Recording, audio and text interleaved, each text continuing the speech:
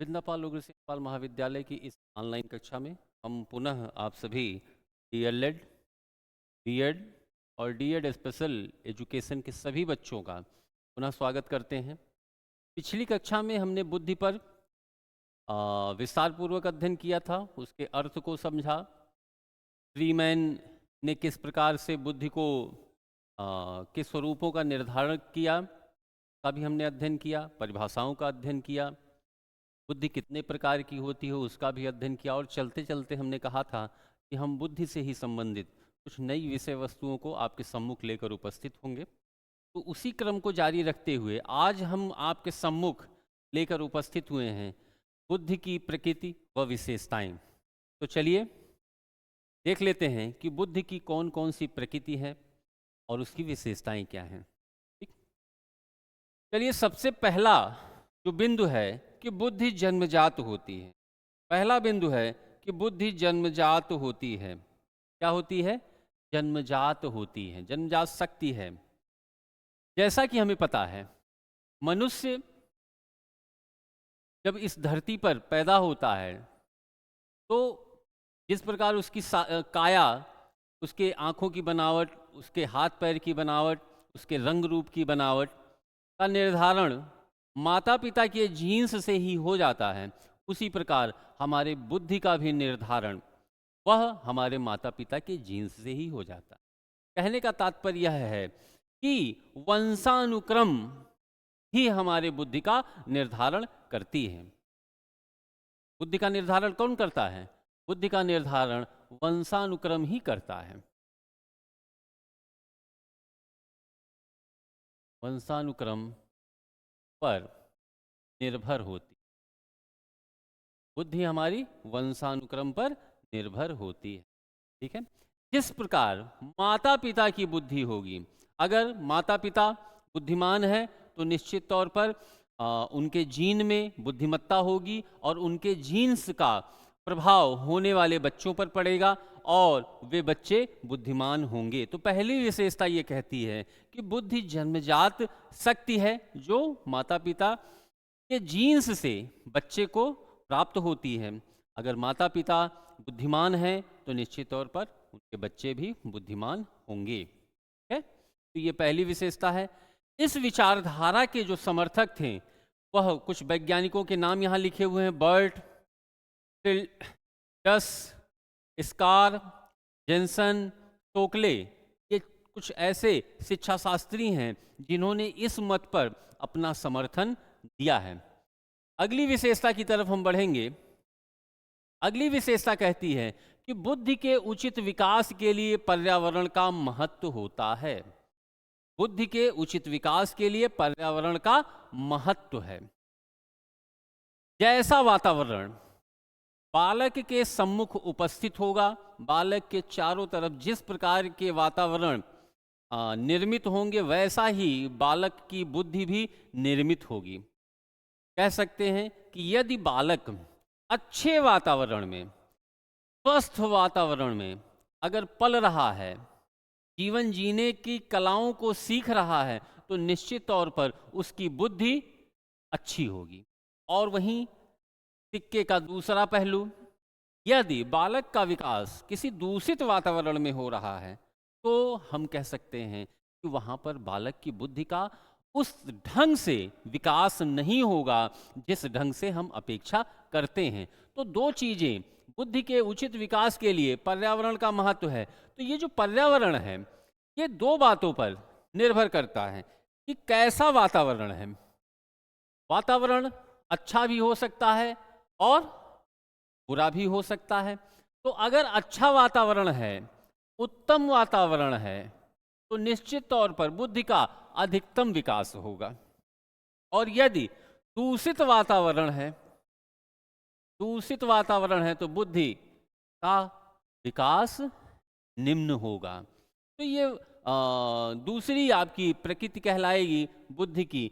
बुद्धि का उचित विकास पर्यावरण पर निर्भर होता है। अगली विशेषता की तरफ हम बढ़ेंगे, लेकिन उसके पहले यह जान लीजिए कि इस विचारधारा के भी समर्थक रहे हैं मैकलैंड रहे हैं, गेग रहे हैं और कॉमिन। ये 3 शिक्षा शास्त्री इस विचारधारा के समर्थक रहे हैं। चलिए अगली विशेषता की तरफ हम बढ़ते हैं। अगली विशेषता कहती है कि मनुष्य की बुद्धि का विकास 18 से 20 वर्ष की आयु तक हो जाता है। जिस प्रकार हमने जब किशोरावस्था को आपको बताया था तो हमने कहा था कि शारीरिक विकास 18 वर्ष की आयु तक पूर्ण हो जाता है। कुछ शिक्षा शास्त्री उसको 21 वर्ष भी कहते हैं कि 21 वर्ष में शारीरिक विकास पूर्ण हो जाता है, और कुछ कहते हैं कि 18 वर्ष। लेकिन 18 वर्ष का जो विकास माना गया है वह न्यायोचित है। वह अधिकांश ऐसे शिक्षा शास्त्री हैं जिन्होंने 18 वर्ष तक को ही कहा कि 18 वर्ष में ही बालक का शारीरिक विकास पूर्ण हो जाता है। तो उसी शारीरिक विकास में बौद्धिक विकास भी जुड़ा हुआ है। 18 वर्ष की आयु तक बालक की बुद्धि का पूर्ण विकास हो जाता है और उसके पश्चात बुद्धि में कोई परिवर्तन दिखाई नहीं पड़ता है। बालक जब पैदा होता है शैशवावस्था से, तब से उसकी बुद्धि का विकास होना प्रारंभ हो जाता है, और जब बालक 18 से 20 वर्ष की आयु का जब तक नहीं हो जाता तब तक उसकी बुद्धि का विकास होता रहता है। तो यह भी बुद्धि की एक प्रकृति है, बुद्धि की एक विशेषता है। ठीक है, अगली विशेषता की तरफ हम बात करेंगे। अगली विशेषता कहती है कि यौगिक क्रियाओं द्वारा बुद्धि में वृद्धि की जा सकती है। यौगिक क्रियाओं द्वारा जन्मजात बुद्धि में वृद्धि संभव है यदि हम यौगिक क्रियाओं को करते हैं। तमाम ऐसे भारतीय योग मनोवैज्ञानिकों ने इस बात पर बल दिया है कि यदि हम यौगिक क्रियाएं करना प्रारंभ कर दें, अर्थात योग करना, यौगिक क्रियाओं में योग सबसे प्रमुख है। यदि हम योग को करना प्रारंभ कर देते हैं, ध्यान भी एक प्रकार का योग है। क्या है? ध्यान भी एक प्रकार का योग है। ध्यान अगर हम करें, योग करें, तो निश्चित तौर पर हमारी जो बुद्धि है उसमें विकास संभव हो सकता है। तो प्रायः भारतीय मनीषियों ने इस बात पर बल दिया, भारतीय योग मनोवैज्ञानिकों ने इस बात पर बल दिया, और सबसे प्रमुख नाम इसमें स्वामी विवेकानंद का आता है। स्वामी विवेकानंद का नाम इसमें सबसे प्रमुख माना जाता है, जो आधुनिक शिक्षा शास्त्री के रूप में भी जाने जाते हैं, और इनका शिक्षा दर्शन आज हम उसको पाठ्यक्रम में के अंतर्गत पढ़ते भी हैं। इन्होंने भी कहा कि यदि हम यौगिक क्रियाओं को करते हैं या बालक को सिखाते हैं तो निश्चित तौर पर बालक के बुद्धि में विकास होगा। ठीक है, तो यह चौथी विशेषता आपकी रही। अगली विशेषता की तरफ हम ध्यान देते हैं। अगली विशेषता कहती है कि लिंग भेद के कारण बुद्धि में कोई अंतर नहीं होता। यदि बालक, इस तरह से कहिए, यदि कोई संतान, चाहे वह स्त्रीलिंग हो चाहे वह पुल्लिंग हो, ठीक है, या आप ऐसे भी कह सकते हैं ट्रांसजेंडर भी हो, यदि कोई स्त्री हो, कोई पुरुष हो या कोई ट्रांसजेंडर हो, किसी भी लिंग में यदि जीव है, व्यक्ति है, मानव है, तो उसके बुद्धि में कोई भी परिवर्तन नहीं होगा। आज जैसा कि हम देख रहे हैं अपने समाज में कि पुरुषों के से कंधा मिला करके महिलाएं भी कार्य कर रही हैं, चाहे वह विज्ञान के क्षेत्र में हो, कला के क्षेत्र में हो, गीत संगीत के क्षेत्र में हो, राजनीति के क्षेत्र में हो, खेल के क्षेत्र में हो, इंजीनियरिंग के क्षेत्र में हो, डॉक्टरी के क्षेत्र में हो, चाहे वह स्त्री हो या पुरुष हो, सभी समान रूप से कार्य कर रहे हैं। तो इसका तात्पर्य यह होता है, इसका अर्थ यह निकलता है कि स्त्री और पुरुष दोनों की जो बुद्धि है वह बहुत विकसित हो गई है। तो हम कह सकते हैं कि लिंग भेद के कारण बुद्धि में कोई अंतर नहीं होता। यदि किसी माता पिता की संतान लड़की पैदा हो जाए तो ऐसा न माना जाए कि उसकी बुद्धि कम होगी, लड़का होगा तो तीव्र होगा, ऐसा कुछ नहीं है। लिंग भेद के कारण बुद्धि में कोई भी अंतर नहीं होता।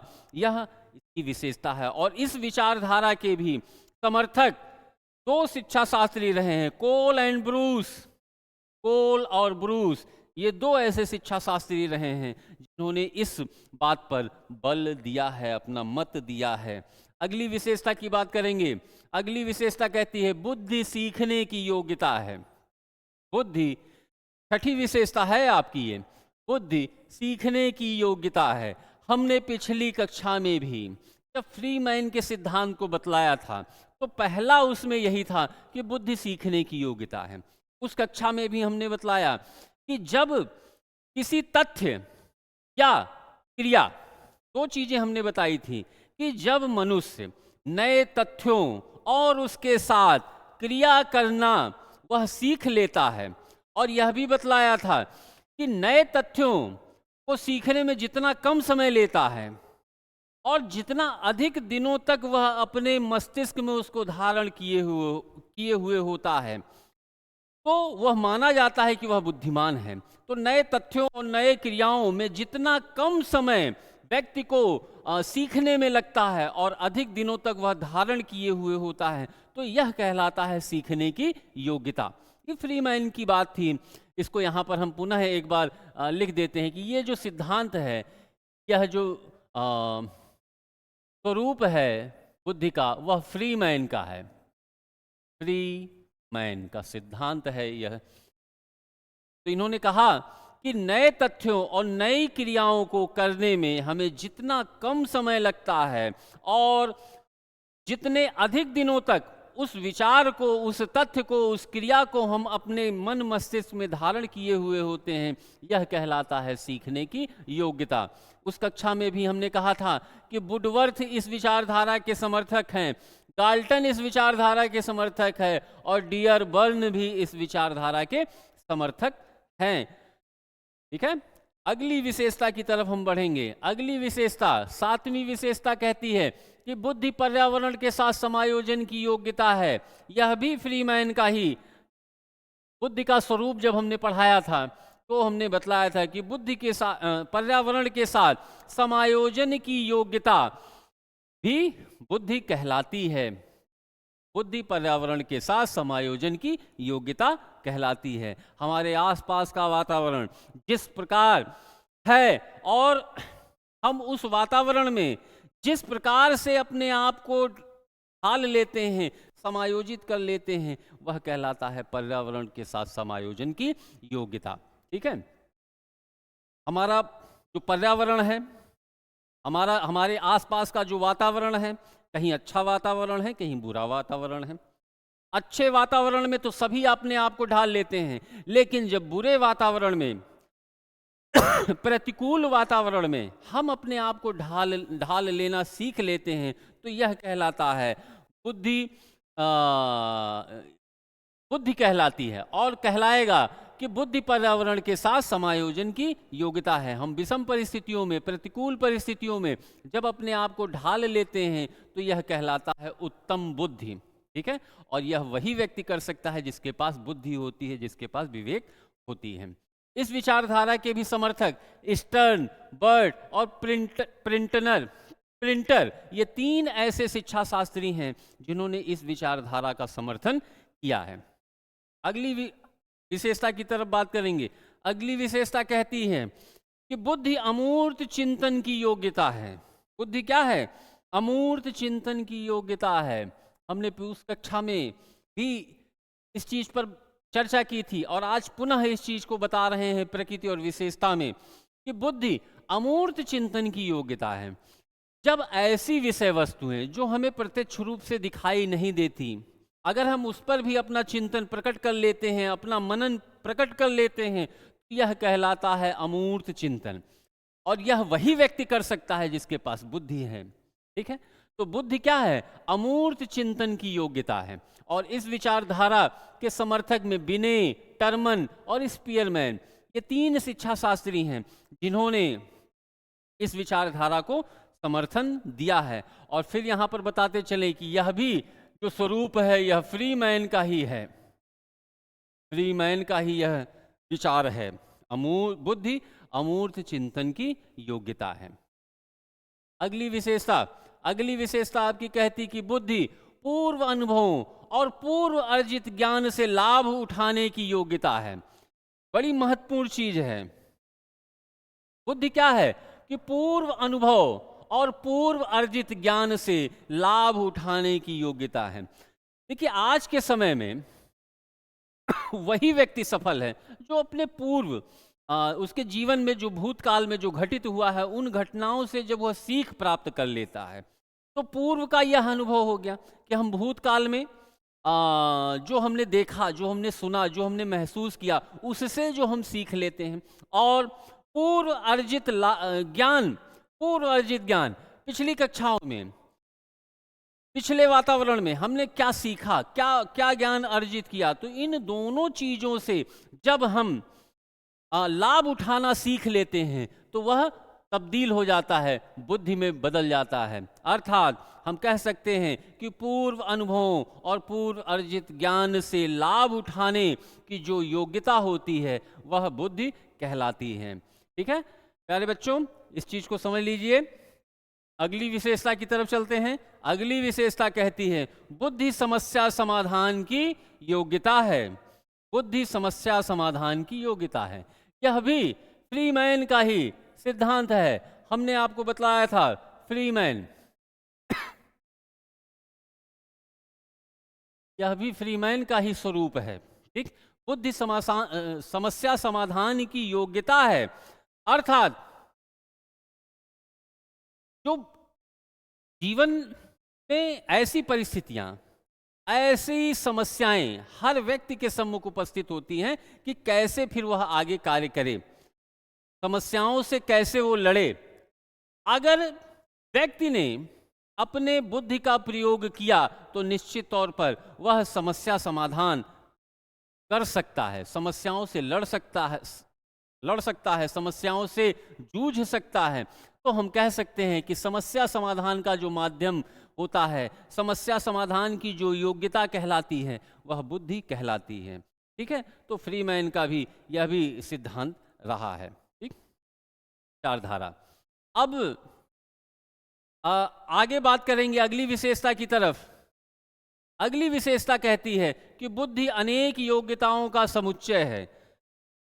बुद्धि अनेक योग्यताओं का समुच्चय है। समुच्चय का तात्पर्य होता है संगठन से या योग से भी कह सकते हैं या जोड़ भी कह सकते हैं। ठीक है, विभिन्न योग्यताओं को अगर हमने जोड़ लिया, उनका योग कर लिया, उनका संगठन बना लिया तो इसी को कहते हैं समुच्चय।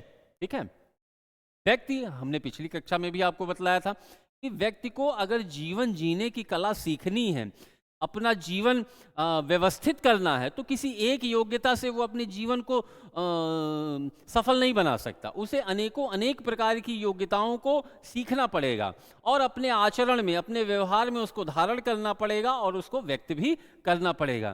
तो बुद्धि अनेक योग्यताओं का इसीलिए समुच्चय कहलाती है। ठीक, यह अगली विशेषता आपकी रही, बुद्धि अनेक योग्यताओं का समुच्चय कहलाती है।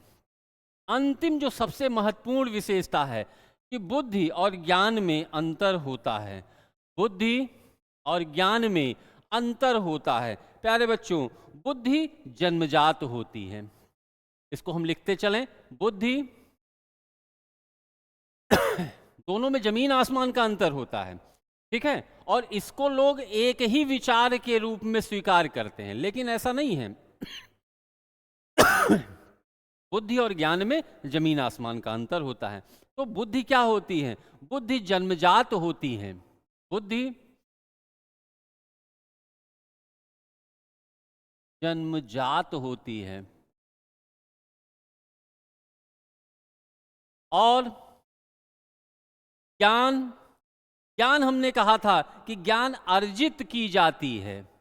बुद्धि जन्मजात होती है और ज्ञान को हम अर्जित करते हैं।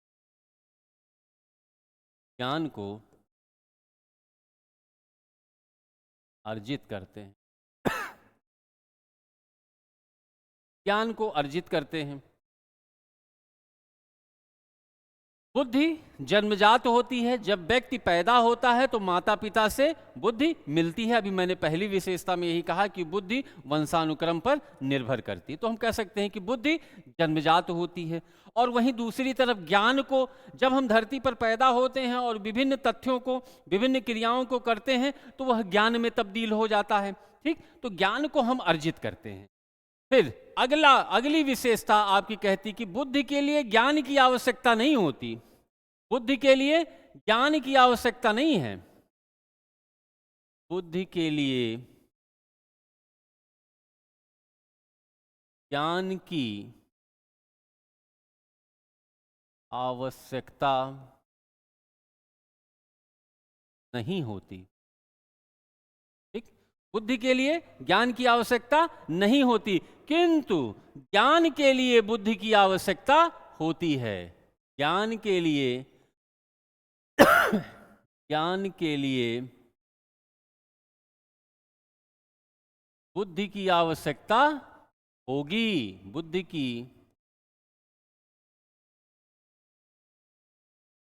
आवश्यकता होगी। ठीक है, बुद्धि के लिए ज्ञान की आवश्यकता नहीं है। ठीक, और ज्ञान के लिए बुद्धि की आवश्यकता होगी। ठीक है, ज्ञान प्राप्त करना है तो हमें बुद्धि लगानी पड़ेगी, दिमाग लगाना पड़ेगा। ठीक है, अब देखिए तीसरी विशेषता कि बुद्धि में विकार आ जाने से, तीसरी विशेषता, यदि बुद्धि में किन्हीं कारणों से विकार आ जाए, बुद्धि में विकार उत्पन्न हो जाए,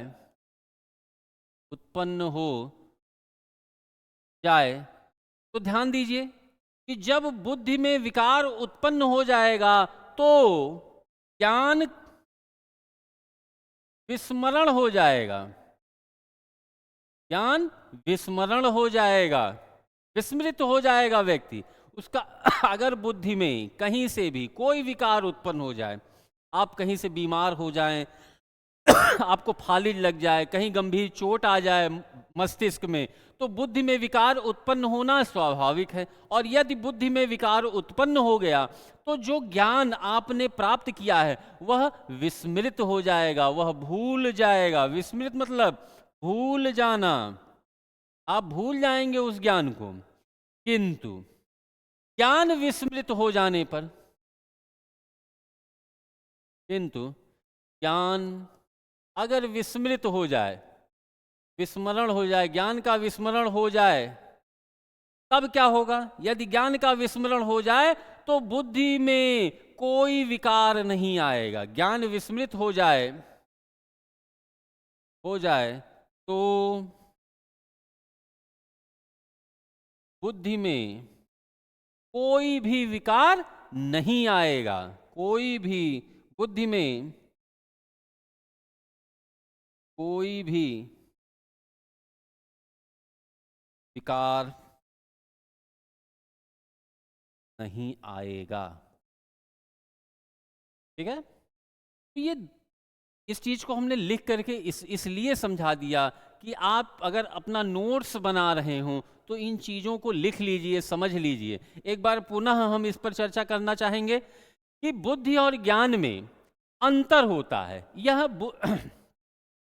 बुद्धि की प्रकृति है, बुद्धि की विशेषता है। और इसको समझने के लिए आप इन बिंदुओं के माध्यम से इसको समझ लीजिए कि बुद्धि जन्मजात होती है। ठीक, और ज्ञान की जब बात करते हैं तो ज्ञान जन्मजात नहीं होता, ज्ञान को अर्जित किया जाता है, ज्ञान को अर्जित करते हैं। अगला कि बुद्धि के लिए ज्ञान की आवश्यकता नहीं है। बुद्धि मैंने कहा कि वंशानुक्रम से प्राप्त होता है, तो इसलिए इसमें ज्ञान की आवश्यकता नहीं होगी। किंतु ज्ञान के लिए बुद्धि की आवश्यकता होगी। आपको किसी भी प्रकार का ज्ञान प्राप्त करना है तो आपको बुद्धि विवेक लगाना पड़ेगा। अगला बिंदु कि बुद्धि में विकार उत्पन्न हो जाए, बुद्धि में यदि विकार उत्पन्न हो जाए तो ज्ञान विस्मृत हो जाता है, विस्मरण हो जाता है या भूल जाता है। अगर बुद्धि में कहीं से कोई चोट आ गई, मस्तिष्क होता है आपका, अगर कहीं से चोट आ गई या आपको कहीं से फालिज लग गया, आपकी तंत्रिकाएं काम करना बंद कर दे रही हैं, मस्तिष्क पर उसका कोई बीमारी का कोई असर हो गया, चोट का कोई असर हो गया, तो यह कहलाएगा विकार। और बुद्धि में यदि विकार उत्पन्न हो गया तो ज्ञान आपका भूल जाएगा, विस्मरण हो जाएगा। किंतु दूसरी तरफ ज्ञान में अगर विस्मरण हो जाए, तो अगर ज्ञान आपका भूल जाए तो बुद्धि में कोई भी विकार नहीं आएगा। बुद्धि जैसी है वैसी ही बनी रहेगी। बुद्धि जैसी पहले थी वैसी तब भी बनी रहेगी, बाद में भी बनी रहेगी। ज्ञान विस्मृत हो जाए तो बुद्धि में कोई भी विकार नहीं आएगा। परीक्षाओं के समय यदि बच्चा कोई चीज जो ज्ञान उसने प्राप्त किया है अगर वह भूल जाए, तो इसका मतलब यह नहीं है कि वह बच्चा बुद्धिमान नहीं है। आज उसे जो है ज्ञान विस्मृत हो गया, लेकिन उसकी बुद्धि विकसित है, उसकी बुद्धि परिपक्व है। तो यह ज्ञान और बुद्धि में अंतर इन बिंदुओं के माध्यम से हम समझ सकते हैं। तो ये रही आपकी आज की कक्षा। हम अगली कक्षा में बुद्धि के सिद्धांतों को लेकर उपस्थित होंगे। कमर कस लीजिए, क्योंकि बुद्धि के सिद्धांत इतने सरल भी नहीं हैं। ठीक है, तो अगली कक्षा में हम उसका थोड़ा और सरलीकरण लेकर के आपके सम्मुख उपस्थित होंगे। तब तक के लिए धन्यवाद।